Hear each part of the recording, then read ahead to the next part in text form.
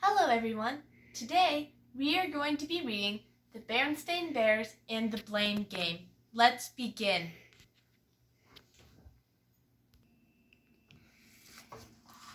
You all know the bear family that lives in the big tree house down a sunny dirt road deep in bear country.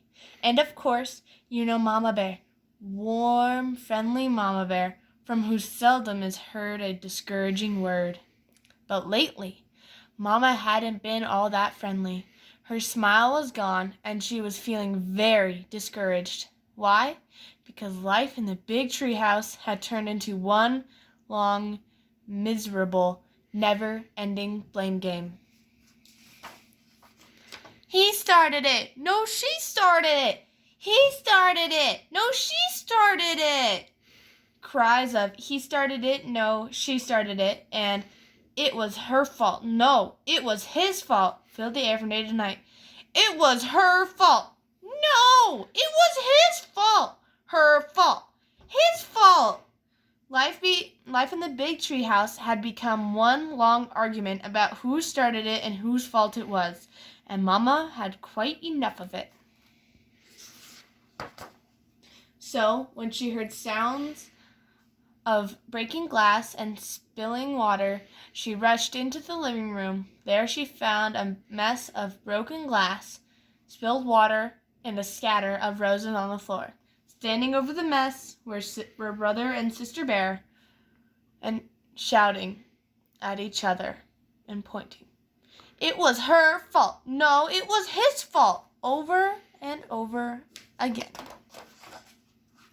Mama looked at the mess. She had cut those roses and put them in a vase with water just that morning. She looked at Brother and Sister, who were still pointing and shouting at each other. It was time to stop the blame game. Mama decided to put her foot down hard, so hard it shook the room. Enough of this blame game, she shouted. I want to know who really started it, and I want to know right now. Well, it was like peeling back the layers of an onion. It was enough to make you cry. Mama might have if she hadn't been so angry, and the more Brother and Sister pointed and shouted, the angrier Mama got.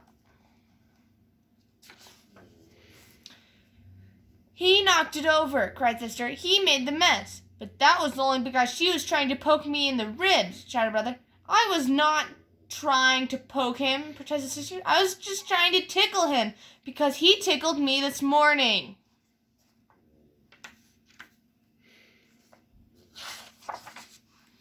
That's because she tickled me last night. But that was because he put a rubber stake on my bed. But that's because she put a squeaky toy on my chair and it squeaked when I sat down. Because. And so it went. But, because. Mama understood that she wasn't getting to the bottom of anything, but she was getting to the end of her patience. Her head was whirled with buts, becauses, rubber snakes, squeaky toys, broken glass, spilled water, and scattered roses. Enough! She shouted. Enough of what? Asked Papa Bear. He had been fixing the downstairs bay window and heard the shouting. From what I've heard, he said, looking at the mess on the floor.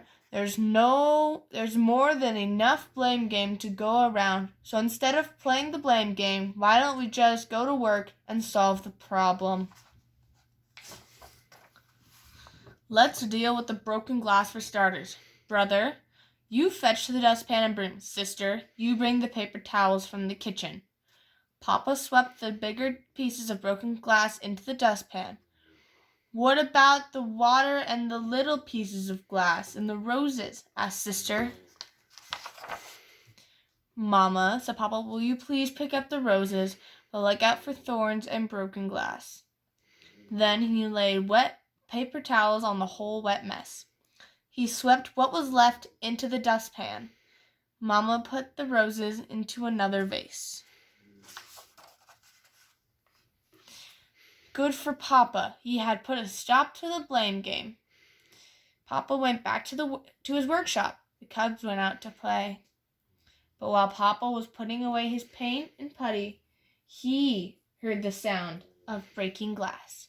He rushed outside the bay window. He had just painted and puttied was broken. There stood brother and sister pointing at each other. Sister had a bat, brother had a glove.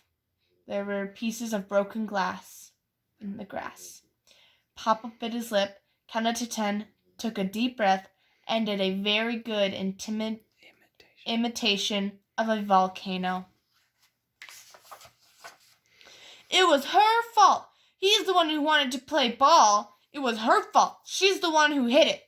His fault. His fault. His fault. Her fault. Her fault. Her fault.